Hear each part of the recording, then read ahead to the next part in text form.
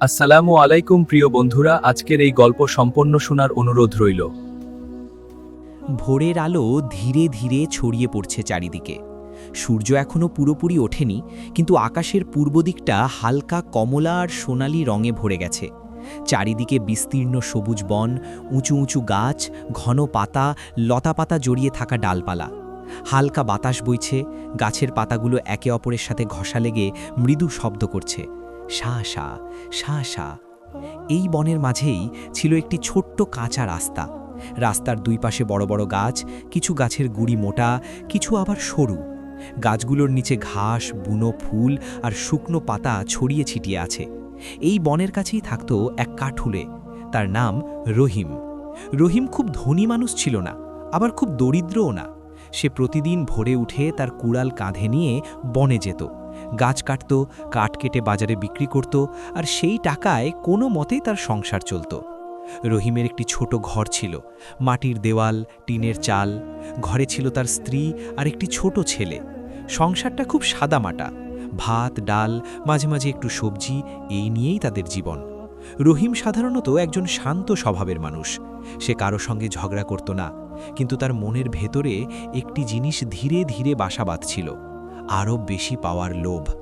প্রতিদিন সকালে যখন সে বনে ঢুকত, সে গাছগুলোর দিকে তাকিয়ে ভাবত, এই বনে এত গাছ, আমি যদি আরেকটু বেশি কাঠ কাটতে পারতাম, আরেকটু বেশি বিক্রি করতে পারতাম, তাহলে আমার ঘরটা বড় হতো, ছেলের জন্য ভালো জামা কাপড় কিনতে পারতাম। শুরুতে এই ভাবনাগুলো খুব ছোট ছিল, কিন্তু সময়ের সাথে সাথে এগুলো বড় হতে লাগলো। একদিনের কথা, রহিম বনের ভেতর অনেকটা দূরে ঢুকে পড়েছিল। সেখানে সে দেখল কয়েকটা খুব বড় পুরনো গাছ। গাছগুলোর গুড়ি এতটাই মোটা যে ৩ জন মানুষ একসাথে হাত ধরেও পুরোটা জড়িয়ে ধরতে পারবে না। রহিম থেমে গেল। সে গাছগুলোর দিকে তাকিয়ে দীর্ঘ সময় চুপচাপ দাঁড়িয়ে রইল। তার মনে তখন নানা কথা ঘুরছে। এই গাছগুলো কাটতে পারলে একদিনেই কত কাঠ পাওয়া যাবে, এত কাঠ হলে আমাকে আর কয়েকদিন বনে আসতেই হবে না। কিন্তু আবার তার ভেতর অন্য একটা কণ্ঠ বলল, এত বড় গাছ কাটা ঠিক হবে তো? এগুলো তো বহু বছর ধরে দাঁড়িয়ে আছে, এই গাছ না থাকলে বনের কি হবে? রহিম কুড়ালটা শক্ত করে ধরল। তার চোখে তখন দ্বিধা, একদিকে বিবেক, অন্যদিকে লোভ। চারিদিকটা তখন খুব শান্ত, পাখিরা ডাকছে, কোথাও একটা কাঠবিড়ালি গাছ বেয়ে উঠছে, পাতার ফাঁক দিয়ে সূর্যের আলো নিচে পড়ছে। এই শান্ত পরিবেশের মাঝেই রহিম ধীরে ধীরে কুড়ালটা তুলল। সে নিজেকে বলল, আমি তো একটা গাছই কাটব, এতে আর কি এমন হবে? এই কথাটাই ছিল লোভের প্রথম বড় ঢাপ। সে কুড়াল দিয়ে প্রথম কোপটা মারল, ঠক। শব্দটা বনের ভেতর ছড়িয়ে পড়ল। পাখিরা একটু থমকে গেল। রহিম আবার কোপ মারল, ঠক ঠক। প্রতিটা কোপের সাথে সাথে তার বুকের ভেতর অদ্ভুত একটা অনুভূতি হচ্ছিল, এক ধরনের উত্তেজনা, এক ধরনের আনন্দ। সে ভাবছিল, আজ যদি বেশি কাঠ পাই তাহলে আজকের দিনটা অন্যরকম হবে। সময় গড়াতে লাগলো, গাছের গুঁড়িতে দাগ পড়ছে, কাঠের গন্ধ বাতাসে ছড়িয়ে পড়ছে। রহিম তখন আর চারপাশের দিকে তাকাচ্ছিল না, তার চোখ শুধু গাছের দিকেই। লোভ তখন তার মন পুরোপুরি ঢেকে ফেলেছে। এইভাবেই একটি সাধারণ কাঠ কাটার দিন ধীরে ধীরে এক ভিন্ন পথে মোড় নিতে শুরু করল। গাছ কাটার শব্দ ধীরে ধীরে বনের নীরবতা ভেঙে দিচ্ছিল। ঠক ঠক ঠক। প্রতিটি কোপের সাথে সাথে গাছের গুঁড়ি একটুর একটু করে দুর্বল হয়ে পড়ছিল, পাতাগুলো কেঁপে উঠছিল, ডালপালা নড়ছিল। মনে হচ্ছিল যেন গাছটা নীরবে কিছু বলতে চাইছে, কিন্তু রহিম তখন আর কিছুই শুনছিল না। তার কানে শুধু নিজের কুড়ালের শব্দ, আর মাথার ভেতরে ঘুরতে থাকা চিন্তা, আর একটু কাটলেই হবে। ঘাম তার কপাল বেয়ে পড়ছিল। শরীর ক্লান্ত হয়ে পড়লেও মনের ভেতরে লোভ তাকে থামতে দিচ্ছিল না। এক সময় একটা বড় শব্দ হলো, করর করর, ধপাস। গাছটা মাটিতে পড়ে গেল। মাটির সাথে ধাক্কা লাগার সাথে সাথে চারপাশে ধুলো উড়ে গেল, পাতা ছিঁড়ে পড়ল, ছোট গাছ আর ঝোপঝাড় চাপা পড়ে গেল। রহিম একটু পিছিয়ে দাঁড়ালো। সে গভীর শ্বাস নিল। তার চোখে তখন আনন্দ। সে গাছটার দিকে তাকিয়ে ভাবল, এত কাঠ, এতদিনে একদিনেই এত কাঠ পেলাম। সে গাছের ডালগুলো কাটতে শুরু করল, ছোট ছোট টুকরো করছিল। একটার পর একটা কাঠ জমতে লাগল। সূর্য তখন আকাশে অনেকটা ওপরে উঠে এসেছে। রোদের তাপ বাড়ছে। বনের ভেতর আলো ছায়া খেলা আরও স্পষ্ট। এই সময় রহিমের চোখ পড়ল আরও কয়েকটা বড় গাছের দিকে। এই গাছগুলো ঠিক আগেরটার মতোই বড়, ঠিক আগেরটার মতোই শক্ত। রহিম থমকে গেল। তার মনের ভেতরে আবার শুরু হলো কথা। আজ যদি একটাই গাছ কাটলাম, কাল তো আবার আসতেই হবে। কিন্তু আজ যদি আরেকটা কাটতে পারি, তাহলে কাল আর আসার দরকার নেই। সে নিজের মনকেই বোঝাতে লাগল, আমি তো প্রতিদিনই কাটছি, আজ একটু বেশি কাটলে কি এমন হবে? এইভাবেই একটা ভুল সিদ্ধান্ত আরেকটা ভুল সিদ্ধান্তকে জন্ম দেয়। রহিম আবার কুড়াল তুলল। এইবার আর দ্বিধা নেই। সে দ্বিতীয় গাছের দিকে এগিয়ে গেল। পাশ দিয়ে একটা হরিণ দৌড়ে চলে গেল। একটা পাখি গাছ ছেড়ে উড়ে গেল। বনের প্রাণীরা যেন অস্থির হয়ে পড়েছে, কিন্তু রহিম এসব লক্ষ্য করল না। ঠক ঠক আবার কুড়ালের শব্দ। প্রতিটা কোপের সাথে সাথে তার লোভ আরও শক্ত হচ্ছিল। একসময় দ্বিতীয় গাছটাও পড়ে গেল। বনের একটা বড় অংশ তখন খোলা হয়ে গেছে। আগে যেখানে ছায়া ছিল, এখন সেখানে রোদ পড়ছে। মাটিটা শুকনো মনে হচ্ছে। বাতাসে আর আগের মতো শীতলতা নেই। রহিম তখন তার কাঠগুলোর দিকে তাকিয়ে হিসাব করতে লাগল। এই কাঠ বিক্রি করলে আমি নতুন কাপড় কিনতে পারবো, ঘরে নতুন জিনিস আনতে পারবো। এই চিন্তাগুলো তাকে আরও উস্কে দিল। সে ভাবল, যেহেতু শুরু করেছি, তাহলে পুরোটা শেষ করাই ভালো। সে আশেপাশের ছোট গাছগুলোর দিকেও নজর দিল। আগে সে এসব গাছ কাটত না, কিন্তু আজ তার চোখে এগুলোও কাঠ। একটার পর একটা ছোট গাছ পড়তে লাগল। বনের ভেতরের পথটা এখন আর আগের মতো সুন্দর নেই। ঝোপঝাড় ছিঁড়ে গেছে, পাতা আর ডাল ছড়িয়ে আছে। রহিম একটু ক্লান্ত হয়ে বসে পড়ল। কুড়ালটা পাশে রেখে সে গাছের গুড়ির ওপর বসে পড়ল। তার বুক দ্রুত ওঠানামা করছে, কিন্তু মুখে তখনও সন্তুষ্টির ছাপ। সে নিজের মনেই বলল, আজকের দিনটা আমার।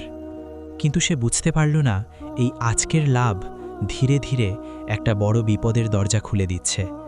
বনের নীরবতা তখন আর আগের মতো নয়। এক অদ্ভুত ভারী ভাব চারপাশে। পাতাগুলো যেন স্থির হয়ে গেছে, হাওয়াটা যেন থেমে গেছে। এই নীরবতার মধ্যেই রহিম আবার উঠে দাঁড়াল। সে ভাবল, আরেকটু, শুধু আরেকটু। লোভ তখন আর চিন্তা নয়, এখন সেটা তার সিদ্ধান্তের চালক। রহিম আবার কুড়াল হাতে নিল। এইবার বনের ভেতর পরিবেশটা আগের মতো লাগছিল না। যেখানে আগে পাখির ডাক শোনা যেত, এখন সেখানে অদ্ভুত এক নীরবতা। কোথাও কোনো শব্দ নেই, এমনকি পাতার শাঁসা আওয়াজও থেমে গেছে। রহিম চারদিকে তাকালো। তার বুকের ভেতর হালকা অস্বস্তি তৈরি হলো। সে নিজেকে বলল, বন তো এমনই হয়, আমি অযথা ভাবছি। কিন্তু তার পায়ের নিচে মাটিটা যেন আগের চেয়ে নরম লাগছিল। প্রতিটা পা ফেলতেই শুকনো পাতা চাপা পড়ে খসখস শব্দ করছিল। রহিম সামনে এগোতে লাগল। হঠাৎ সে খেয়াল করল, আগে যেখানে ঘন ছায়া ছিল, এখন সেখানে রোদ সরাসরি পড়ছে। সূর্যের তাপ যেন বেশি লাগছে। ঘাম তার পিঠ বেয়ে নামছে। এই সময় হালকা একটা বাতাস বইল, কিন্তু সেই বাতাস ঠান্ডা নয়, বরং শুকনো গরম। বড় বড় গাছ না থাকায় বাতাস আর আটকাতে পারছে না। রহিমের মনে হালকা ভয় ঢুকল। সে গাছের দিকে তাকিয়ে দেখল, যে গাছটায় সে কুড়াল মারতে যাচ্ছে সেটার ডালপালা অস্বাভাবিকভাবে নড়ছে। হঠাৎ কররড় একটা শব্দ হলো। রহিম চমকে উঠল। সে চারদিকে তাকালো। একটা পুরনো ডাল নিজে থেকেই ভেঙে পড়ে গেছে। ডালটা মাটিতে পড়তেই ধুলো উড়ে গেল। রহিম একটু পিছিয়ে গেল। তার বুকের ভেতর ধুকপুক শুরু হলো। সে ফিসফিস করে বলল, এটা কি হলো? এই সময় দূরে আকাশটা একটু গাঢ় হতে শুরু করল। মেঘ জমছে। রহিম আকাশের দিকে তাকালো। সে ভাবল, এই সময় তো সাধারণত এমন হয় না। বাতাস ধীরে ধীরে জোরালো হতে লাগল। পাতা, শুকনো ডাল মাটি থেকে উড়ে যেতে লাগল। বনের ভেতর এক ধরনের অস্থিরতা তৈরি হলো। রহিম বুঝতে পারছিল কিছু একটা ঠিক নেই। সে কাঠগুলো গুছিয়ে নিতে শুরু করল। তার মন বলছে, এখান থেকে চলে যাও, কিন্তু লোভ তখনও তার মন ছাড়েনি। সে ভাবল, এইগুলো নিয়ে গেলে আরও লাভ হবে। হঠাৎ একটা বড় শব্দ হলো, ধপাস। তার পাশে থাকা একটা আধা কাটা গাছ হেলে পড়ে গেল। রহিম খুব অল্পের জন্য চাপা পড়া থেকে বেঁচে গেল। সে আতঙ্কে চিৎকার করে উঠল। তার হাত থেকে কুড়াল পড়ে গেল। হৃৎস্পন্দন দ্রুত হয়ে গেল। চারদিকে তাকিয়ে সে দেখল মাটি একটু একটু করে ফাটছে, গাছের শিকড়গুলো বেরিয়ে আসছে। এমন দৃশ্য সে আগে কখনো দেখেনি। বাতাস আরও জোরে বইতে লাগল। গাছের ডালগুলো একে অপরের সাথে ধাক্কা খাচ্ছে। মনে হচ্ছিল বন যেন রেগে গেছে। রহিম তখন ভয়ে কাঁপছে। তার মনে পড়তে লাগল, আমি কি বেশি করে ফেলেছি? সে আকাশের দিকে তাকিয়ে বলল, আমি তো শুধু কাঠ কেটেছি। কিন্তু প্রকৃতি যেন তার কথা শুনছে না। একটা পাখি ভয়ে উড়ে এসে তার পাশের ঝোপে আছড়ে পড়ল। চারপাশে তখন এক অজানা ভয়ের পরিবেশ। রহিম কাঠের বোঝা তুলতে গিয়ে হঠাৎ হোঁচট খেল। সে মাটিতে পড়ে গেল। তার হাঁটুতে ব্যথা পেল। হাত কেটে গেল। রক্তের ফোঁটা মাটিতে পড়ল। সে ব্যথায় কুঁকড়ে গেল। এই প্রথমবার তার চোখে অনুশোচনার জল এলো। সে বুঝতে শুরু করল, এই বিপদ হঠাৎ আসেনি। এই বিপদ তার লোভের ফল।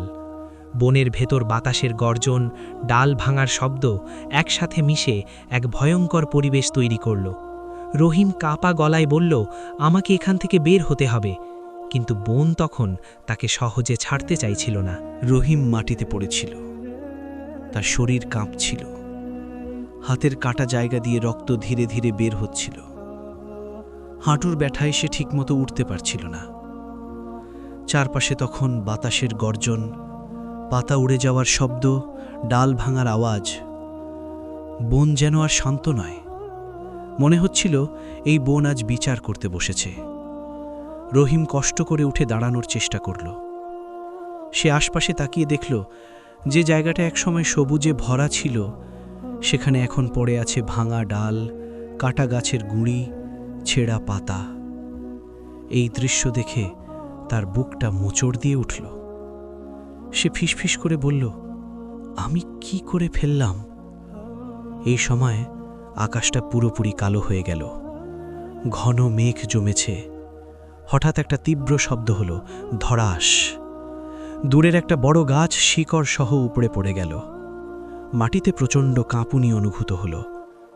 রহিম ঠিক করে দাঁড়াতে পারল না। সে আবার পড়ে গেল। এইবার সে পুরোপুরি ভেঙে পড়ল।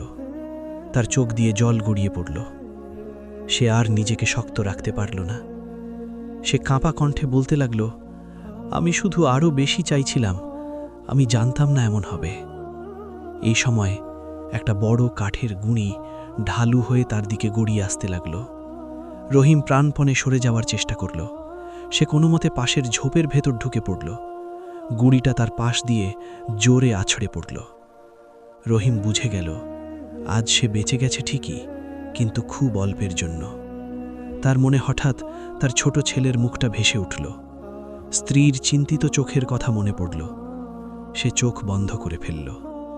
তার ভেতরে তখন ভয় নয়, লোভ নয়, শুধু অনুশোচনা।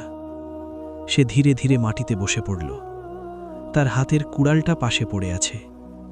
এই কুড়ালটাই আজ তাকে এখানে এনেছে।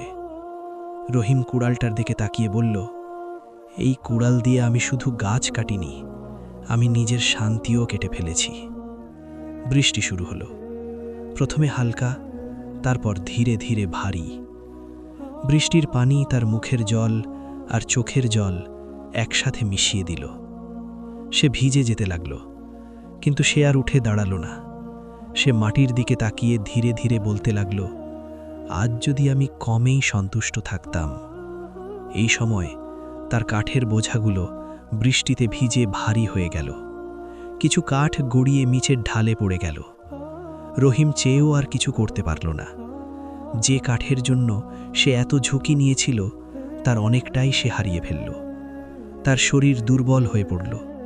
ব্যথা আর ক্লান্তিতে সে প্রায় নিস্তেজ হয়ে গেল।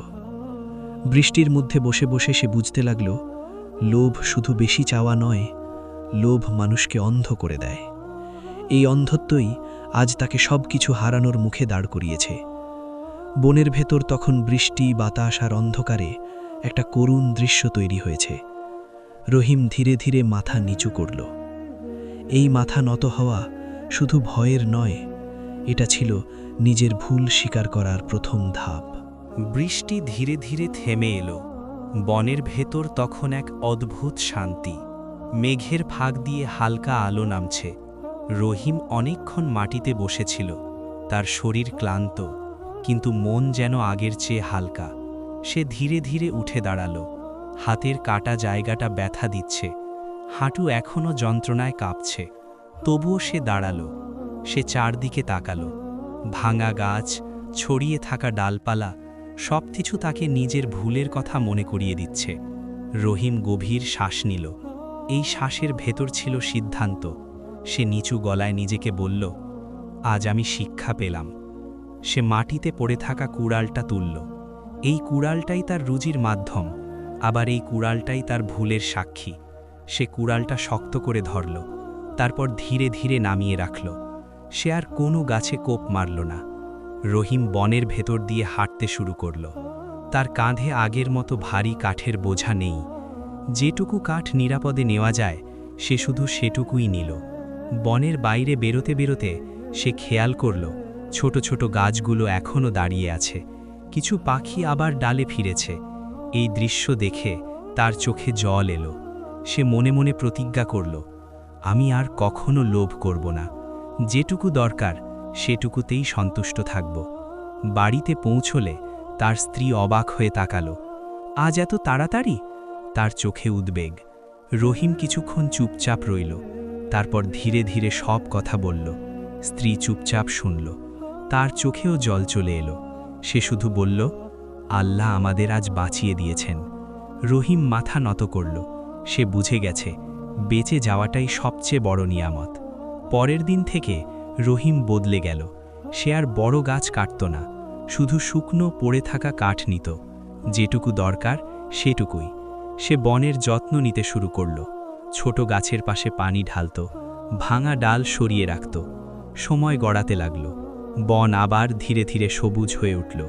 পাখির ডাক ফিরে এলো, ছায়া ফিরে এলো। রহিমের মনেও শান্তি ফিরে এলো। সে বুঝে গেল বেশি পাওয়াই সুখ নয়, কমে সন্তুষ্ট থাকাই প্রকৃত সুখ। গল্পের শেষে রহিম আকাশের দিকে তাকিয়ে মৃদু হাসল। তার এই হাসিতে আর লোভ নেই, আছে কৃতজ্ঞতা। গল্পের শিক্ষা, লোভ মানুষকে অন্ধ করে দেয়, আর সন্তুষ্টি মানুষকে শান্তি দেয়।